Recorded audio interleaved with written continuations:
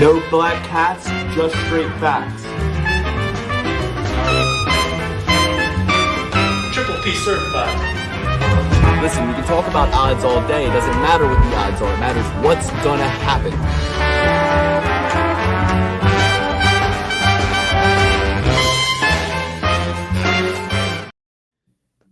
What a day. Year 6 has begun. Welcome to the Perk Play Pursuit. We're here to break down UFC Vegas 106 off the heels of UFC 315. A big winning night for myself. As you can see, we reset the clock. Our season goes from May 9th to May 9th, and this year represents year 6. And we started the year last year with $1,000 bankroll. I took it up as high as, almost $4,000, and then I lost everything and then some, finishing last year having lost too much money, right? Go back and watch the last episode if you want to know exactly how much money I lost in year 6. But starting year 5, starting year 6, a nice fresh $1,000 bankroll. As you can see, since the first event in year 6, I've doubled that bankroll. Had a nice winning weekend. I'm going to talk all about the parlay that I hit. I'm going to talk all about the bets that I made. Alex, you'll probably say, well, he has above $1,000. He's starting off good as well. No, he had a losing night. He carried over some of his winnings from last season. Go back last episode to see exactly how much that was. But he carried over some of his winnings from last season, so had a little bit of an advantage over Dan and I. And he lost a little bit of money. But still, Alex is fueled up and ready to go for year 6. Nice little bankroll that he's hoping to take up into some real money. Me, first event, I doubled my money. Step 1 is complete. You might be wondering, where's the third leg of this podcast? Where is, where? And that's an old picture, by the way, guys. None of us even look like that anymore. I've grown since then. But our beloved In this episode, dude. I don't. Man, he looks so young even in that one. Year 6, the grizzled veteran year. You might be wondering where Dan is, and it is with a heavy heart that I have to say, Dan, I was just watching Bo Nickel, Alex, on his podcast, and just he seemed like it was just a whole cope session, and he's just like trying to act like he's happy even though he's sad. That's how I feel. I was laughing at him, but that's how I feel right now. I feel like I'm coming to the audience to tell them really bad news, and I'm trying to act like everything's all good. But really, Dan, as you know, if you've watched the show, he's taking some bad beats back to back to back to back to back to, for a lot of weekends in a row. He's taking some bad beats. And, he came on here last time and he kind of even said, he was like, if I don't win this weekend, like I'm done, like I'm retiring. I'm done. I'm not doing this anymore. And I kind of thought he was kidding, but he texted us today. He said, I'm out. He said, I'm out. He said, he needs a break. So guys, this is a pretty monumental episode. We have some guests ready to fill Dan's chair. We're going to have it on a rotation. We're going to be looking for a third chair. We're going to be looking for a new co-host. So we're going to try out some old favorites. We're going to get people. He told us today. He told us hours before the show. I did try to book somebody for today, but ultimately I thought it wouldn't be appropriate. I got to get just me and Alex to talk through the fallout on what otherwise would be a very celebratory episode, right? An episode where we're starting fresh, first event of year 6. I win $1,000. Come on here, break it all down. And really, there's only one thing to blame, and that's Dan's inability to place good bets that win money.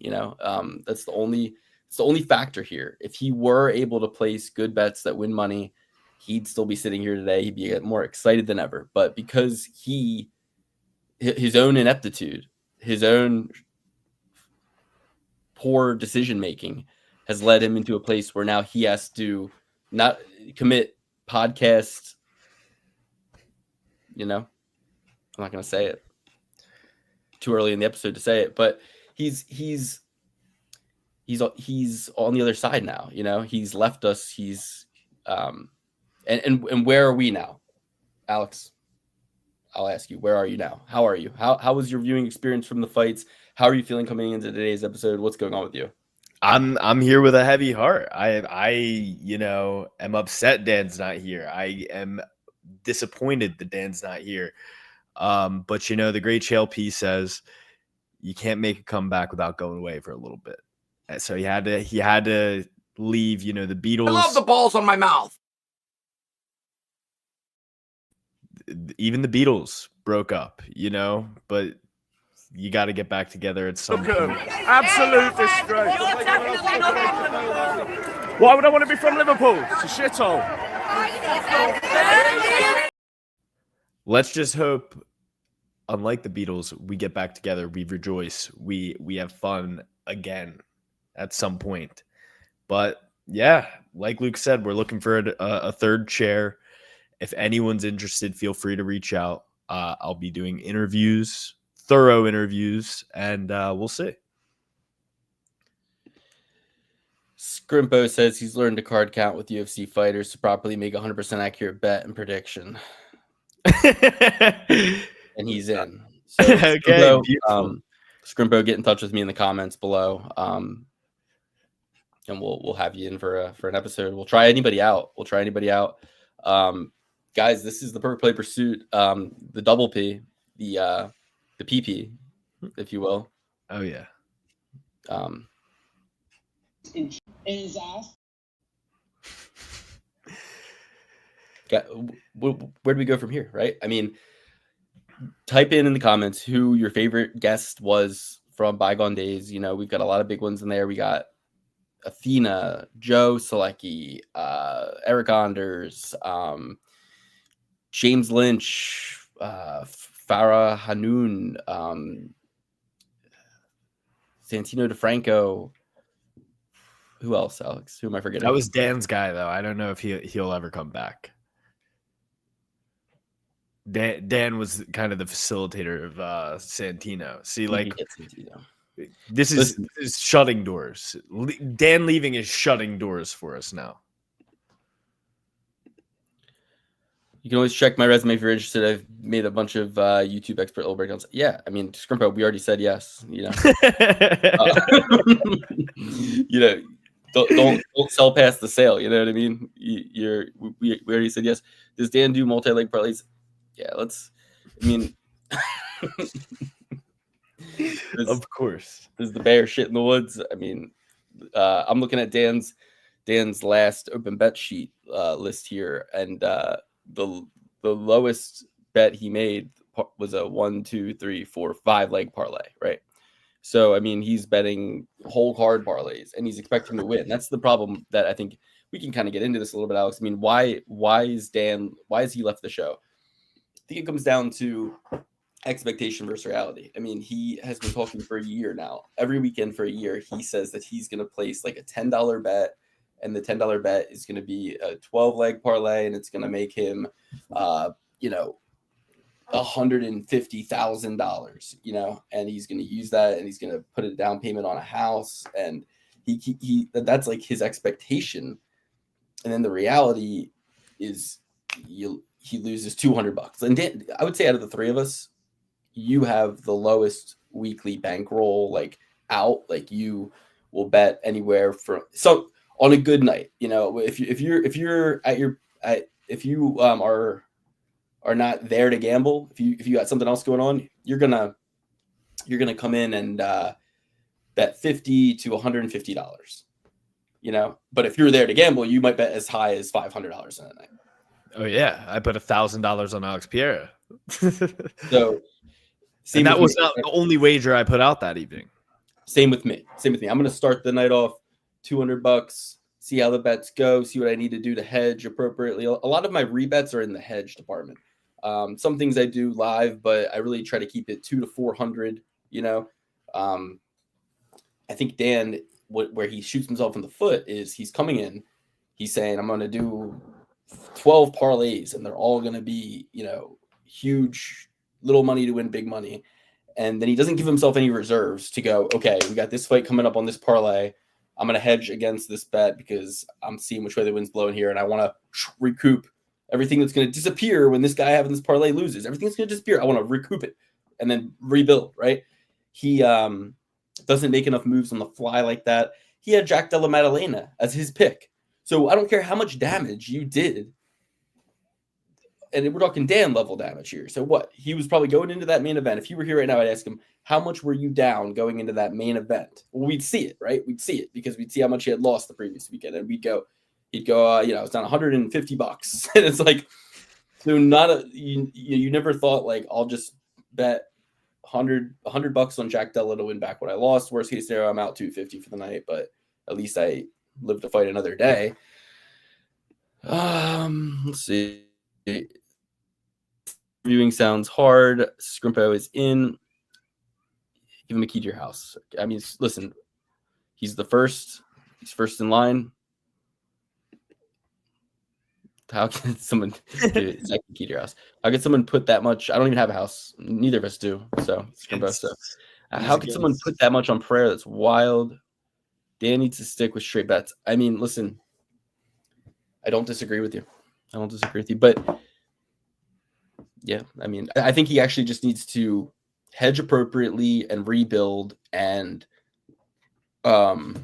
he has the highest pick. Get a little bit more punchy in the game. You know what I mean? He's just setting and forgetting kind of, and sometimes rebuilding, but he's not in it enough. He's not like looking at it like, okay, I will win $2,000 if this parlay hits. So I got this much wiggle room in between that to like diversify my portfolio here to be like, if in case, like, how confident are you really once it starts getting up? Because all a parlay is a predetermined order of bets, right? Like you're just predetermining that I'm going to bet on this fighter, and then after this one wins, I'm going to put all the winnings on this fighter, and then I'm going to put all the winnings on this fighter. That's all you're really doing with the parlay. So it's like if you do that in one state of mind, but now you're watching the night play out and just something about in results, or you put the fight in, you put the bet in before the weigh-ins. Now you're like, all right, I was this level of confident, but now that all these legs have hit, we're looking at me essentially putting $500 on this person. And then, okay, kind of take a little bit of air to the tires a little bit and then rebuild with the new kind of presence of mind of like, it's the night. I'm watching these guys walk out. I'm looking at them in the octagon. Who do I think is going to win? But in other cases, I think it's important to stay with the opinion you already developed to the bells and the whistles, right? I think in some cases, even myself, I watched the weigh-ins. I go, Lee looks a little bit more equipped to win than Santos. So in my head, I go, I've kind of switched to Lee here, even though I picked Santos on the show. If I had stuck with Santos, I probably would have won another $5,000. I had one parlay, only leg off is one that I switched Lee with Santos. Every other, you know what I mean? So, Lukey CK, we need you and Dan's betting account. You have knowledge. Me bet on Dan's account. Yeah, I mean, it would actually make you sick. IMAP Ness, it would make you sick to see the group chat I have with Dan where I've sent them just, this is the bet, and then they don't take it. You know what I mean? So I've heard that story. I've heard that song and dance. When I break down a fight and I have the opposite fighter of that, I think I'm smarter than you. So I'm like, you're wrong. That is not what's going to happen. That's like you're going against what my parlay is. You know what I mean? Look, he left the door open a little bit. Dan's exact words before. I'll read you guys Dan's exact words. And he, what it's going to take is him going into the comment section, taking a look at what people said about this episode, and people saying, yo, we need Dan back. Come on, where's Dan? Like, we need everybody who's a Daniac. If you're a Dan head, if you're a Dan fan, you gotta get in that comment. And so Alex said, what time tonight? And I said, whatever's best for you guys. Because I'm very, very kind and accommodating all the time. And this is at 11 a.m. this morning, right? Dan goes, I'm out. And Alex is like, cool, I'd rather go tomorrow anyway. Dan goes, no, I'm out. And he goes, I need a hiatus. I will probably return, but I need time off from the game. That is what Dan said. So I'm looking at it like, as a friend, I cannot pressure him to do the show. He's been more than generous with his time for 5 years. He's come here week after week, consistently, given hours and hours out of his night. He could otherwise be spending with his wife and his dog and doing whatever he wants, grading papers, sleeping, doing whatever he wants, right? But no, instead, he's devoted the time and been a great friend. He's also gotten himself involved in gambling every single weekend for 5 years, guys. You got to think about that. For 5 years, every single weekend, 52 weeks in a year, Dan has been betting on UFC. And what more? I mean, who would I be as a friend to say you have not done enough for me? He's done enough for me. You know what I mean? He's put in the time, and if he needs a break, when it comes to something as serious as this, I would never try to pull him out if he thinks he needs a break. So that's the reality. And I want you guys to, when you're evangelizing this show, when you're telling people about the show, you can be like, dude, this show is so crazy. Like this one guy, Luke, he lost like $6,000 in like a year. And like now, but now he's up, And Dan, he lost like $3,000 and he like quit the show. And he was like, and now they're just doing it without Dan and they're looking for a new co-host. It's like crazy. Like the show is like fucking nuts. Like they actually show like how much they're losing and winning and like they're like not doing well. Like, trust me, people want to watch stuff that's not going well more than they want to watch stuff that's going well. Trust me. I mean, I tune into Best Bets every weekend just to see Ian Parker plummeting. You know, I mean, Totally understand. But I'm not going to give up. And at the end of the day, a bad season, a bad year, you write that off, you put it away, you start fresh. May 9th, new season, $2,009, ready to go for next event. A sleeper of an event, Burns versus Moraes. We're going to get into it. But first, anything else you want to say from the card? I mean, we got a new champ. We got an old champ. I went 9 out of 12. So the 3 picks I got wrong were Charlie Radke, Ion Cutelaba, and Ivan Ersland. Only thing I'll say about those 3 fights, Cutelaba, I kind of thought you could make a case for him to win, but my personal scorecard was round 1 Bukauskas, round 3 Bukauskas, close round 3, could have given it to either guy. Round 2, definitely Cutelaba. The interesting thing about that fight is that none of the judges got the scorecards correct.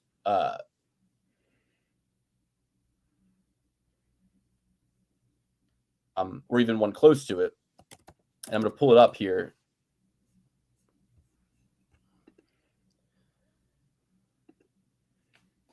So Sal D'Amato has round 1 for Cutelaba. Wrong. That's not correct. Pasco Procopio has round 2 for Bukauskas. Wrong. Those were the 2 clearest rounds. Okay, so that's not correct. Jaron Verlel has it all 3 rounds for Cutelaba. So round 1 was not for Cutelaba. That's for sure. 2 and 3, maybe make a case. But the most hilarious thing about this is 2 judges had it 30-27 for opposite guys. And everyone is zeroing in on it definitely wasn't 30-27 Bukauskas because he won. But no one's saying it definitely wasn't 30-27 Cutelaba, which is equally as ridiculous, in my opinion. So yeah, I mean, all the judges got it wrong, and it's like, well, but the right guy won in your mind, Luke. Like you think Bukauskas won, kind of, yeah, but it's like when the teacher tells you to show your work, and you show that you got the right answer, but in doing wrong ass math. That's how she knows. That's how she knows you cheated. You looked at the girl next to you's paper, wrote the fucking number down. But that's how you can kind of get a bit of a wild hair up your ass that maybe there's something afoot here when the judges come to an interesting conclusion in a roundabout way. It's more about how you got there than it is about where you got. Dan is cool and he has good picks. Okay. I think that's okay. Baby and Parker every week. That's why I'm up on the year. Hell, good. Gave yourself a lot of time doing that. No, it is crazy. The show is called Best Bets. I won the first 5 fights of the night. I thought that decision was fine. I thought Bukauskas won regardless. Didn't really listen for the scorecards. Heard that it was a robbery of sorts. I didn't think so from what I saw. So the parlay that I ended up winning $1,000 on, it was Almacan, Barrialt, Jazzy J, Natalie Silva, Eamon Zahabi, and Jack Della Maddalena. 6-leg parlay, $40 bet, paid $1,409.83. Total bets out on the night were $400. Lost, $360 of them, and won the $1,400 parlay. What's interesting about this is, Almacan certainly made it easy for me. Finished the fight in a minute. Marc-Andre Barriault, same thing. Jazzy J, made it look really easy as well. It wasn't until we got to the upper level of the card where things kind of kept you a little tighter. Luckily for me, I fell asleep during the Alexa Grasso Natalie Silva fight. Fell asleep for Zahabi Aldo. Fell asleep for Firo versus Shevchenko, which and then woke up just in time for the main event. Watched Della Maddalena. Pretty delusionally tired at that point, but felt like he won and did win, and I made the money. So when you consider my losses, I'm up 1,000. I had Manon Fiorot by decision and Manon Fiorot money line in a 5-leg parlay and a 4-leg parlay. That if she had done that on top of that 1,400, I would have won another 1,100 and another 2,900. So if Manon was able to beat, I didn't see the fight, but if she was able to beat Shevchenko, even though I picked Shevchenko on the show, right? Like this is again what I was kind of saying. Like if I just stuck with my fucking guns in that one and the Santos one, we're in a whole different situation here today. I made back everything I lost in last year and more if I just put the picks that I gave on the show on the ticket. But if you go to Perfect Play Pursuit or patreon.com/Perfect Play Pursuit, there's a link in there where I put my open bets in a Google sheet. The link's in the Patreon. Get it yearly subscription, $100. Get in there for the year, $100 for the full year. You get access to the open bet sheet where I put this $40 bet to win $1,409. I put this in there way before the fight. Well, as the fight was starting, to be honest, that's when I was able to do it. But yeah, put the bet in there, put the losses in there, and got a win. New champ.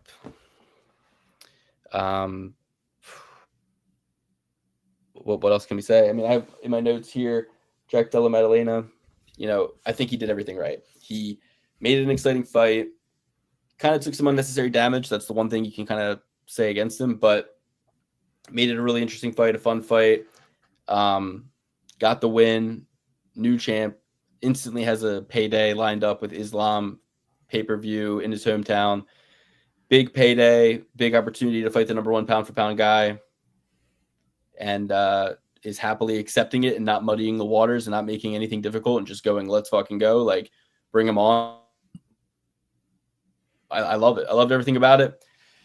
Pretty cool. What'd you think? You picked Bilal Muhammad. I picked Jack Della Maddalena. I picked Bilal Muhammad. I was very shocked. Jack Della won every single round. You just got to wonder how good is Basilov has at this point because he kind of like ragdolled JDM on 4 days notice. But Bilal couldn't even get like a single takedown. I thought JDM won every single round. Looks sensational. I'm kind of bummed we're not going to get that Islam Makhachev versus Ilya Topuria fight now. But it does create parity with this double champ, but I feel like Islam probably disposes of him rather easily. Yeah. I don't know. I don't know that he disposes of him really easily. Says putting 40 on all of them in a parlay is wild. See, really, I didn't put 40 on all of them in a parlay. I did, but if you just think about it, I put $40 on Almacan. He won. I put 80 on Marc-Andre Barriol. He won. I put 150 on Jazzy J. She won. I put 200 and something on Silva. She won. I put 500 on Zahabi. He won. And then I put 1,000 on Jack. I don't know how it really shook out, but you get what I'm saying? Like, it's really just like an order of betting. But this way, it's like I'm betting with house money without having taken it yet. You know what I mean? Like it's like I won that bet, but I'm keeping it rolling, baby, into this fight that I also want to bet on. And if you don't have enough money, like if I don't have enough money to bet on Zahabi, I don't have enough to bet, $300 on Zahabi. So I'm just going to bet this parlay that'll work its way up to that 300 and then bet that on Zahabi essentially. Right. So it is what it is. I made mistakes. I can't change the past. And this is not financial advice. Benel said he's too slippery in the corner. Apparently, JDM is the first guy he's faced that sweats. Yeah, dude. I mean, JDM's coach said that Bilal was juicing. So in a video that came out. So check that out. Respect to you, buddy. Respect to you. We gotta just get through last couple thoughts on this card. I do solo bets too, but usually they're kind of dumb. Like I bet a solo bet on Kyle Prepoluk because I was like, well, come on, these odds are insane. Just throw a little sprinkle on him to make it interesting. Yeah, that was my night. Aldo got robbed. I thought he won that fight. I know you said you didn't watch it. I'm gonna go back and watch it. I heard it was very exciting. It was great. He soccer kicked him in the head. I saw that highlight. Yeah. That it was awesome. Ended up losing that third round. I thought he definitely won the first 2 rounds. He did take a lot of damage in like the last minute and a half, 2 minutes though. It was not cool. He just like went for the finish super hard in the third round and then gassed out. Completely gassed out. Yeah. I heard that. Yeah, that sucks. That sucks. But I kind of knew that was going to happen. B-roll. Right. Yeah, I wrote that down. No B-roll for other, retiring people. Pretty crazy. Yeah, hate to see I also it. wrote down Colby Covington should grow a beard because I saw a video of him tripping at Henry Cejudo. Hilarious video. Haven't seen it. But Colby needs to grow a beard for the second phase of his career. He needs a beard. It'll solve all his problems. Somebody get that idea to Colby. Needs to grow a beard. It'll solve everything. T will suffice, but like, and get even more jacked. Maybe go up a weight class. I don't know. He's kind of small. What? He's kind of small. Right, but at 185, he'd be fighting fucking Driscus. He's not that big. Like, if he beefed up. Driscus is huge. But he's small. He's short. Driscus isn't really short, is he? Isn't he like 6'4"? He's a waste of time. I'm just saying, Colby has better matchups at 185. Sean Strickland, 185. I don't know. 185. Bigger than Colby. But yeah, crazy knockout from Marc-Andre Barrios. Willie Cat looked great in there. Missed weight though, is what it is. Charles Radke getting knocked out by Mike Malott was rough. That was the one that really. I had a terrible main card. Regardless, obviously, all roads led to Bilal Muhammad, and he lost. So didn't really matter at the end of the day. But Charles Radke put an end to a lot of parlays. Yeah. All right. Well, 9 out of 12 for me last weekend. 3 out of 4 She'll Be Certified picks. She'll Be Certified picks were Benoit Saint-Denis, Charlie Radke, Marc-Andre Barrios, and Al Makan. So 3 for 4 She'll Be Certified picks. Let's go. Let's move on. Let's do this card. We'll start from the top this week. There will be no, spoiler alert, there will be no triple P certified picks this week. That stat is dead. It's pretty sad. Gilbert Burns versus Michael Morales. Start at the top this week. Okay. Gilbert Burns coming off 3 losses in a row over the last 2 years. So not only do you have 3 losses in a row, but you have 3 fights in 2 years. That's really what you need to see. Gilbert said in interviews at 38 years old, his training is more than ever focused on recovery now. That's not a good sign, guys. It's what you want to hear because it's what makes sense for somebody at his age to say. But all it really is telling you is, yeah, that's less time that he's physically training and more time that he's sitting in an ice bath, sitting in a red light bath, sitting in a sauna, like doing all this other shit. So his 25-year-old opponent is certainly not doing that as much. He's certainly just training. He finished Neil Magny, knocked him out. So did Gilbert Burns. That was 2 years and 3 months ago that Gilbert Burns was able to do that with a choke. Morales finished him on the feet 8 months ago. Before that, he beat Jake Matthews and Max Griffin, both by decision, knocked out Adam Fugit, and knocked out Trevin Giles.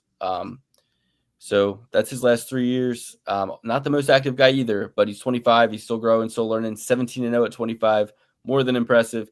He's going to be a few inches taller, have 8 inches of reach over Gilbert Burns. But not that Gilbert's ever really had a reach advantage over anybody.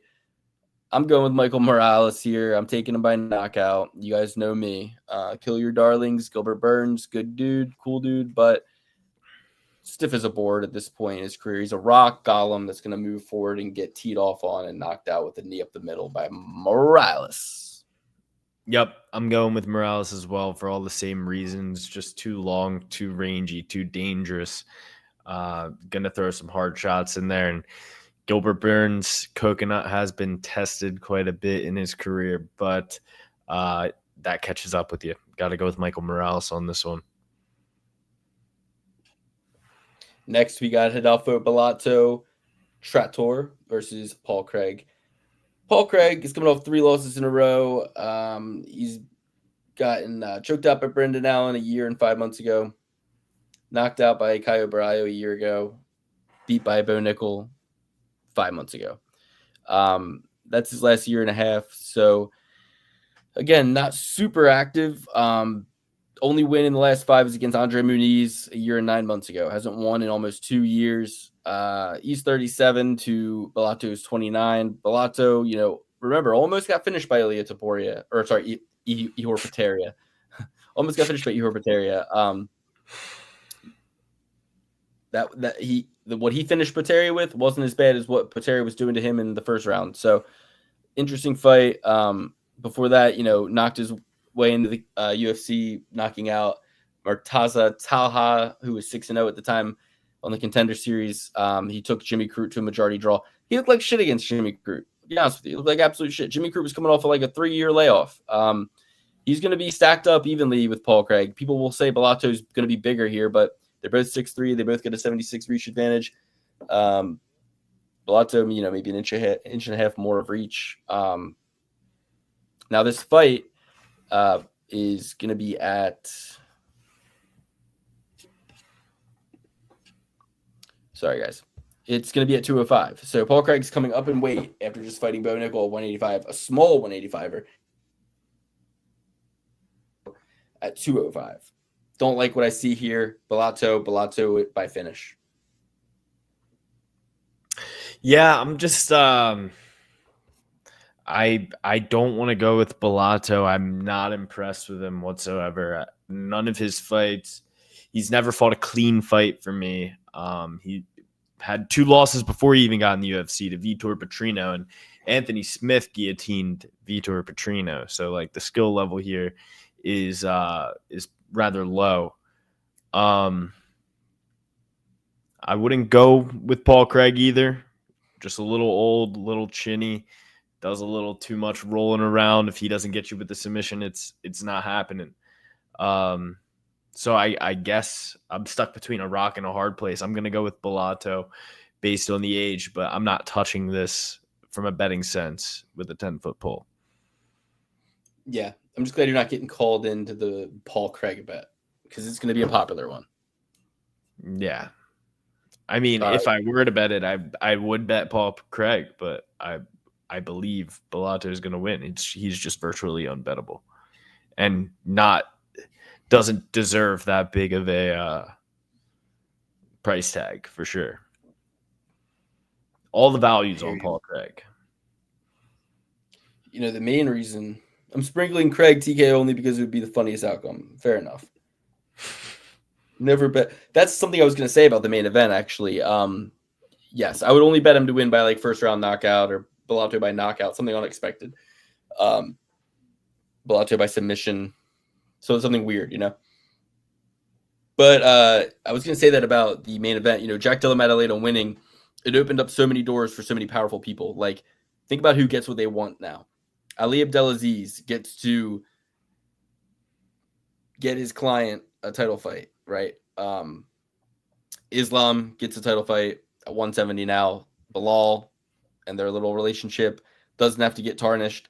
The UFC now has a boring champ out. They now have an exciting piece to the puzzle in Islam coming up. They have a new main event for International Fight Week in Topuria versus Oliveira or Topuria versus someone else for the interim lightweight title. So this matchup created title fights for them. It created main events for them. It created opportunity for them to make money and for them to stack cards on big event weekends. So many powerful people got what they wanted here. Perth gets a main event now. Like all of these economies of like were dependent upon Bilal losing. It's like that's all that needed to happen. Say less. That's what's going to happen. Yeah, excellent fight. Jack absolutely outclassed him. The Canelo hands weren't that bad. Like he had some good moments in there, but he was just getting absolutely destroyed on the feet. Next up, we got Sadiq Youssef versus Marion Santos. I believe Marion Santos is the guy who won the last season of The Ultimate Fighter. He beat Con Olafi for that one. I thought he lost to Frankie Marshall in that split decision win in his last bout. Sadiq Youssef's going to be a big step up in competition. Although I do think Frankie Marshall did beat him in that last fight. I'm going to go with Sadiq. I know he's had some bad results in his past two. Edson Barbosa, Diego Lopez. Not really any shame in losing to either of those two guys. I think this is a get-right fight for him, and I don't think Santos is all that good. Dude, I'm so glad you said that. I think that he got taken down by Frankie Marshall. I think that Sadiq is amazing on the ground. Trains with Lloyd Irving, Professor Irving. Taking Sadiq Youssef all day, all night. He's a plus money dog at this point, so I'm backing the Brinks truck up on this one. Love to hear it. Yeah, I mean, I thought he lost that fight against Frankie Marshall too. Everybody did. Mm-hmm. Not that Frankie Marshall's like bad, but if he's taking you down, I think that Frankie Marshall versus Sadiq Youssef, that'd be a great fight, you know? Absolutely. I think they're comparable in terms of skill level, but with Sadiq having a much, much, much harder strength of schedule than either of these two guys. He's fought the best of the best from the time he's been in the UFC. So, I mean, just real quick, he fought Diego Lopez, Edson Barbosa, both those guys title challengers, I believe. And then early days, Mike Davis, to get into the UFC off the Contender Series, had to beat Mike Beast Boy Davis. Fought Andre Feely early on, back in 2020 when Andre Feely was much younger. Beat Alex Caceres, who's upset many people.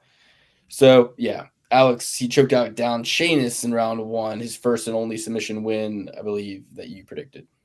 Plus 900. It was awesome. I think we go Yusuf by submission. I would love that. I would love to run it back.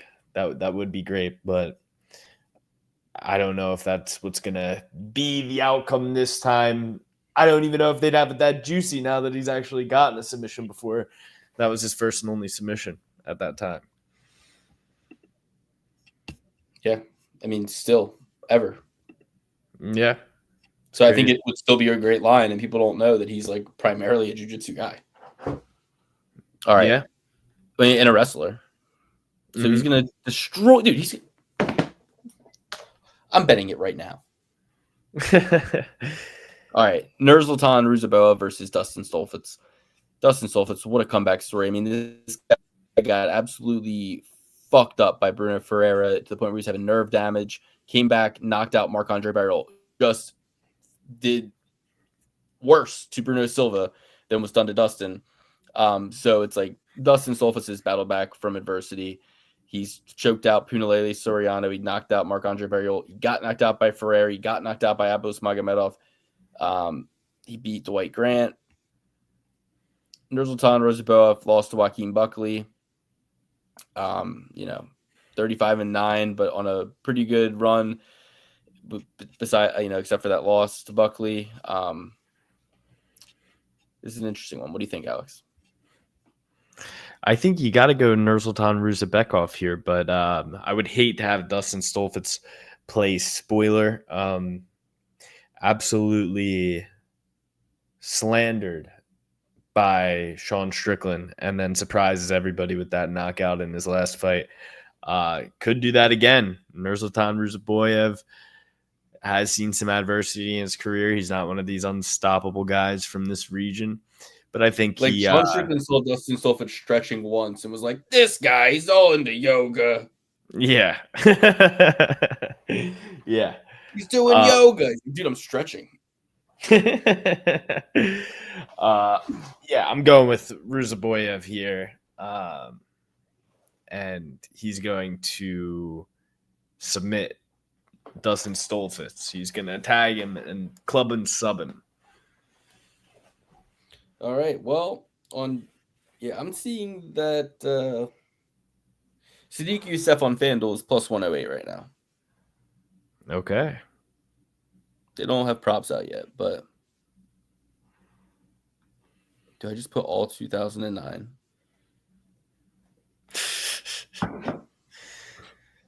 That's a way. Opportunity doesn't knock. Guys, let me get ones in the chat if you think I should put all $2,009 on Sadiq Youssef money line.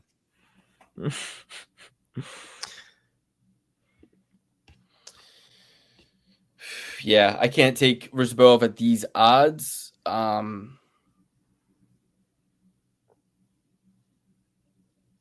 It's a no bet. Apology says minus 285. Yeah, it's a no bet situation for me. That's not that crazy of odds. All right. They're just not great odds.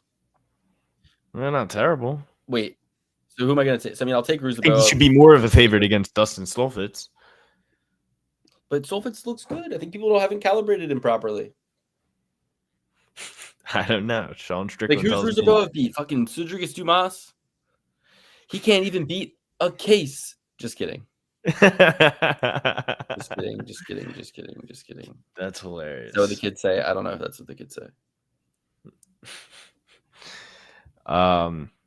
Julian Erosa versus Milky Mugazuel Costa. All right, wait, hold on. You break down this. Hold on. Let me break down this one first. Then you break down it, and then while you're breaking it down, I'm gonna run to the bathroom real quick. If I'm not back in time, you start on the next one. I'll come in there. It's gonna be tough, man. With only two of us, this is gonna be tough. This is gonna be really tough. Like, there's a lot of heavy lifting. I feel like you're gonna quit next week, and I'm gonna be here by myself, just peeing in a bottle, I guess. Okay. Julian Erosa versus Michalizal Costa. I thought that Costa lost that fight against C-Rod. I was kind of annoyed about how C-Rod approached it, though. I kind of feel like he had no one to blame but himself. Sorry, let me say this again. I don't think he lost the fight. Both these guys got a win against C-Rod that no one feels they should have gotten. But I feel like C-Rod could have beat Costa.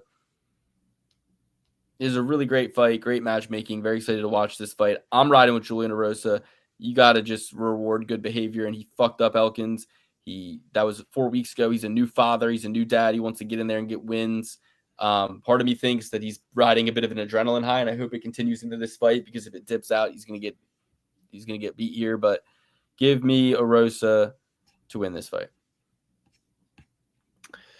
Yeah, I mean, I've never milked a scorpion, but I gotta go with Julian Erosa. I think he might be able to milk the scorpion. I just have never really been too impressed with Melky. But I mean, then again, you look at his record. The only guys who've beat him are, guys who are pretty close to getting ranked, whether it be Thiago Moises or Steve Garcia, and he's kind of dispatched of everybody else that he's fought against. A lot of finishes too. Half of the fights he has in the UFC are finished. Julian Erosa is a kind of a finisher be finished type of guy.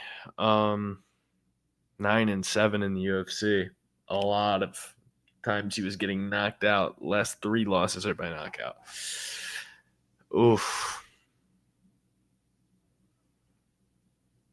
Yeah, I think I'm gonna go with Melky. I think I'm gonna pull that audible right there. Really looking at his resume, he hasn't lost to anybody, and some would say that Erosa is a bit of a poor man's Andre Touchy-Feely. Yeah,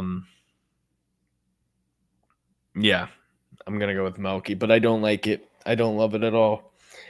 Next up, we have Mateus Camilo versus Gabe Green. Gifted Gabe Green. Been a while since we've seen Gabe Green coming up with 2 losses here.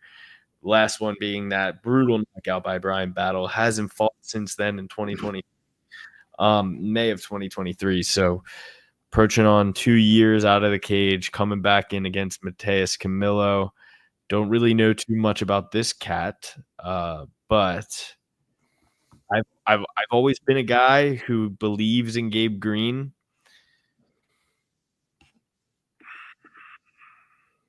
Looked good against Ian Gary.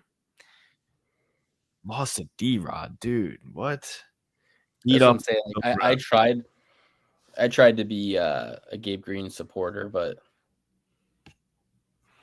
especially post eye surgery. He got an eye surgery.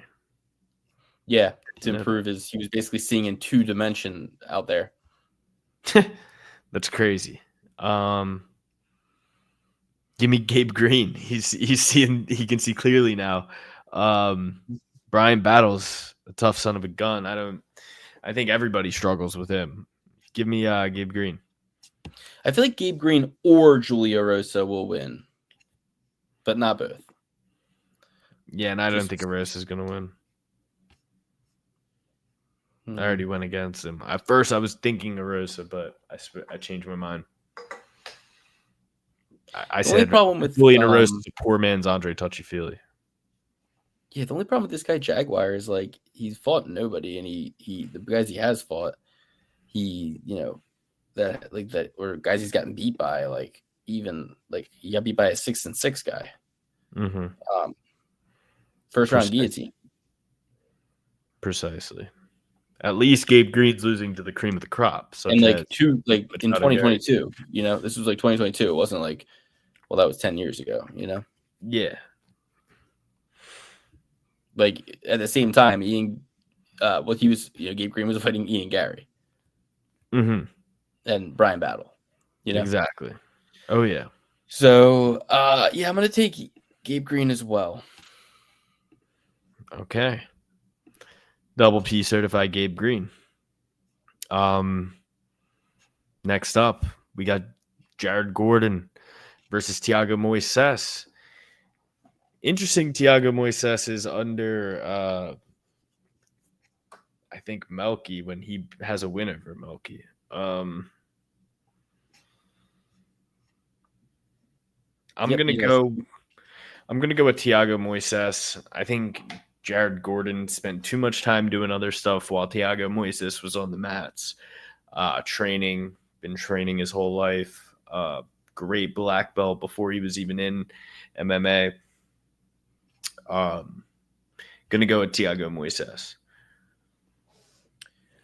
I'll second that. I'm going Thiago Moises as well. Jared Gordon too old, and this is a clash of specialties. I think Gordon is the better striker, but I don't think it'll matter. I think Moises will get him to the ground faster, and he's fighting nerds now, baby. He might even come in there and knock Jared Gordon out. Oh yeah, love to see that. Next, we got Connor Matthews versus Yadiler Del Valle, the Cuban Problem. Cuban Problem is minus 400 favorite coming into the UFC off a Contender Series win where he decisioned the guy 6 months ago. Did you Connor catch Matthews, that one? I don't really remember this one. Connor Matthews is he got knocked out back-to-back over the last year. Dennis Bazooki knocked him out. Jose got dug out 2 months ago. He came in off a Contender Series debut, just like this young man, into 2 back-to-back knockout losses. He's from the New England Cartel. You guys know I like to fade the New England Cartel. I'm going to do it here. I'm not taking Connor Matthews. I'm not taking a shot on this dog. I'm taking the Cuban Problem to come into the UFC and get a win in his debut against a guy who got knocked out 2 months ago. Couldn't agree more. Saw the New England Cartel was his training camp, like that of Don Sheamus. All I needed to know. Give me Yadier Davali. Luana Santos versus Tainara Lisboa.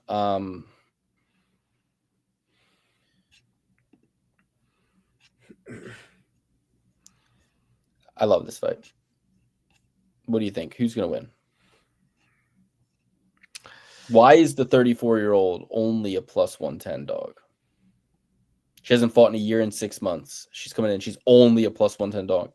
She's a 9-fight, 34-year-old lady at the 133-pound weight class fighting a 25-year-old, 9 years younger opponent.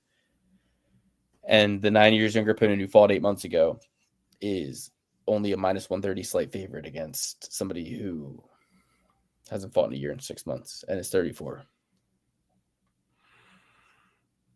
Yeah, it's certainly confusing. Trap. I believe so. I'm gonna go with Luana Santos, though. I'm gonna walk right into this trap. She doesn't really have the greatest competition on her resume. Like, I don't really think a Juliana Miller win is anything. Steph Edgar either, or Maria Agapova. I don't think those wins hold any value. And her loss is to Casey O'Neill, who is not very good. King Casey O'Neill. O'Neilly. But I'm gonna go with Luana. Okay. Luke? I'm going with Luana as well, emphatically. I may parlay her with Sadiq Youssef and call it a night. Okay. The whole two bands? No. If I did a parlay like that, it would be maybe like 500 to 1,000. Okay. But that would be it. That would be all I'm betting. Mm-hmm. Denise C. Gomes versus Elise Reed. Elise Denise Reed, Gomes, another milk. Another bucket of milk. Basic has 2 losses by rear naked choke over the last 2 years. She is a blue belt at best in jiu-jitsu. Denise Gomes is going to beat the shit out of her. Give me Denise Gomes all day. Denise Gomes by finish. But sometimes Denise Gomes gets a little bit wacky in there. I mean, really, she's on my shit list, right? She gets a decision loss to Angela Hill. Strike 1. Split decision against Eduardo Mora, forgivable. Karolina Kowalkiewicz, though, 50-year-old lady, you're out there decisioning her 6 months ago. You're 25 years old. Nah, I love Karolina, but you should have finished her. So, shit list, Denise Gomes needs to finish Elise Reed to get back in the good graces of me. Because you can't bet her at minus 500. Yeah. I don't really rate Elise Reed. But I mean these ladies are pretty much on the same level here. Don't really think that the line should be Heart says Arosa and Milk. Head says Milk Costa. He's picking Gordon to see if the universe is just. Why would that make the universe just? What, drug addicts just get don't Alex, don't say that. He used to be a drug addict. He's very open about that. That's fucking illegal. I know it is. I wouldn't admit to something like that, even if it was true. Respect to Jared Gordon. Jared Gordon. Sorry I said that. I'm gonna take the shot on Elise Reed here. It's a dog or pass situation. I don't really think either of these two ladies are all that good. But Elise Reed can spoil nights. She has in the past. Yeah. Okay, fair enough. Yeah, and Denise Gomez fights like a bonehead sometimes. Yeah, absolutely. And you can't be taken, like, just out of principle, you can't be taking a minus 500 lady dog that only has 3 or 4 fights in the UFC. It's not like she's Valentina Shevchenko. Yeah. Who closed as an underdog this past weekend. Crazy. All right, next we got Carlos Hernandez versus Hung Sung Park. Peace of mind. I'm going to keep this one simple from my end. I'm going with Hung Sung Park. I mean, the guy's undefeated. He hasn't lost yet, so I'm not expecting him to lose. The one thing I don't like about this is that while his opponent over the last year and 5 months has been very active, putting together 3 fights, over the same stretch of time, he hasn't fought. So he's 2 years younger. He stacks up to Carlos Hernandez well, physicality-wise. I think the 2 years younger and the time off is going to pay dividends. I think the 3 fights, 2 of which he lost, 1 of which he got finished. I think that's going to hurt Hernandez more than it's going to help him in this case because these are 2 young guys, professionals. I think Park is going to show up. It's the apex, it's not like a high pressure situation. But I just think that, he's dangerous. He's a finisher. And when Hernandez loses at least 2 of his last 3 losses, he's gotten finished both by submission, by knockout. somebody pointed out, I was watching other stat diggers, and they were saying that Hernandez has fought somebody from the Asian region in every one of his last 3 fights. And now this is the 4th one in a row. He's probably like, can we mix it up a little bit, guys? I mean, what are we doing, B? So yeah, I'm going with Hung Sung Park. I think that the odds are for an undefeated guy against a guy with 4 losses, 3 of those 4 being fairly recently, a lot of them being by getting finished. I think Hung Sung Park's the bet. Yeah, I couldn't agree more. Hung Sung Park, handsome devil he is. I think he goes out there and wipes the floor with Carlos Hernandez. First fight of the night. Last fight we're breaking down for you here tonight. Luana Pinheiro versus Tisha, the Tiny Tornado Pennington. They're really dealing Luana from the bottom of the deck here. I mean, she lost to Jillian Robertson. She lost to Angela Hill. She lost to Amanda Ribas. And her only win before that was to Michelle Waterson-Gomez by split decision. She did beat the dastardly Sam Hughes, who's very tricky, 3 years ago. And so did Tisha Pennington. She was the first to beat the dastardly Sam Hughes 4 years and 4 months ago.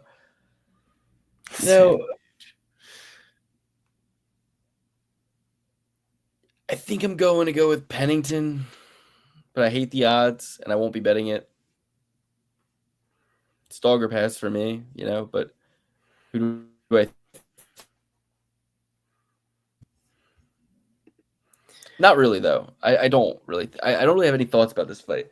Like, I think that I can equally see Pennington winning or Pinheiro winning. Will Pennington retire is the real question. And will they have the B-roll ready? They 100%. They will 100% have B-roll ready if she does retire. She ain't retiring then, because she's the first fight of the night. They would have made her like the main event if she was retiring. Give me Tisha Pennington. I think she's gonna win as well. Luana Pinheiro is a lot bigger, but Tisha Pennington's used to that. I actually have a lot of respect for Tisha Pennington and the dogs. Her and what's her face? The main Pennington, the one who wears the hat backwards and stuff. Oh, Rocky Pennington, Raquel Pennington.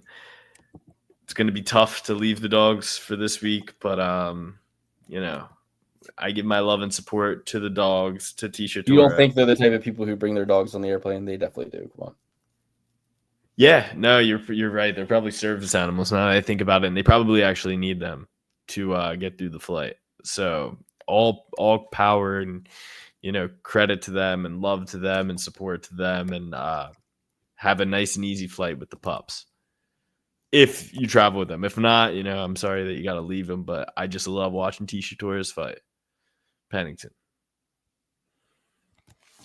All right, let's break it down then. Go ahead, bottom to top. Take us through your picks.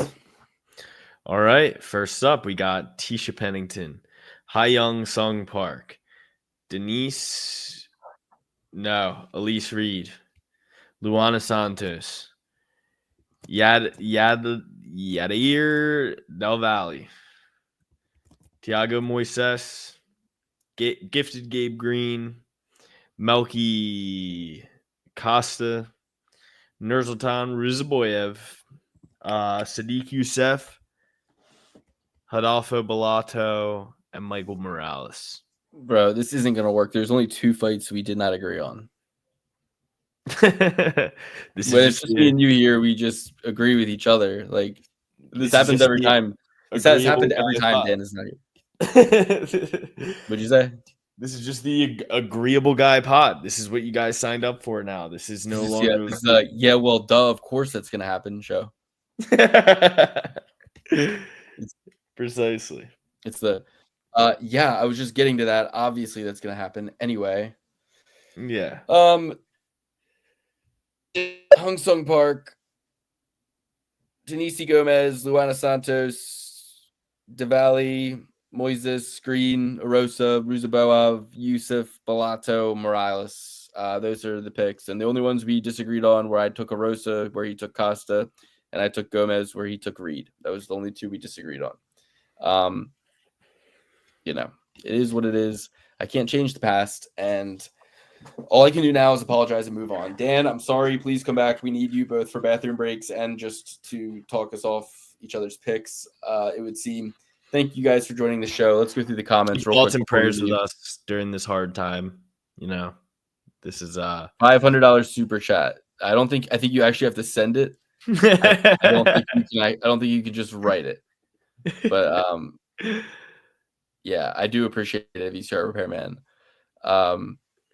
Yeah, I don't know who you're talking about there, but listen, guys, it's the new Triple P, the Double P. We're gonna have somebody in here next week for the break week episode breakdown because there is no UFC Memorial Day weekend. We'll be breaking down the fight, the card that'll be at the end of the month next week, and we'll have a guest chair spot lined up. But comment who you think we should bring in for the third episode. Comment if you want Dan back. Comment your $500 super chats and let us just move forward into the new dawn. Big winning weekend last weekend. 9 out of 12, 3 out of 4 Triple P certified. Patreon.com/Perfect Parlay Pursuit. Get in there. Make sure that you have $100 ready to get access to the open bet sheet. And I don't know what else to tell you guys. We love you and thank you for being here. Anybody else have anything to say before we leave? Yeah, new promotion. If you Dan is gone. Someone just showed up. Listen, the episode will end in a couple of minutes. You can just go in there. Dan was not fired. Man. New Patreon promotion. If you join in the next 24 hours, you get Dan's cell phone number. And then you can get a show whenever you want. That is a great promotion. All right. So that's the show, guys. Yeah, go back and watch the earlier part of the episode to hear about Dan. We love you guys. Thanks for being here. Anything else, Alex? Just send your thoughts and prayers for us. This is a hard, trying time. It's a hard and trying time. Please send your thoughts and prayers and tell us in the comments if you want Dan back. In this episode, dude. I don't.